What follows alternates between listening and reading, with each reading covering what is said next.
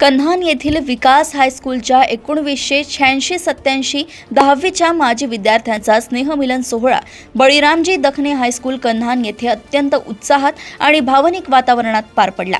तब्बल 39 वर्षांनंतर एकत्र आलेल्या वर्गमित्र मैत्रिणींनी शालेय जीवनातील आठवणींना उजाळा देत स्नेह, आनंद आणि आपुलकीचा अनुभव घेतला।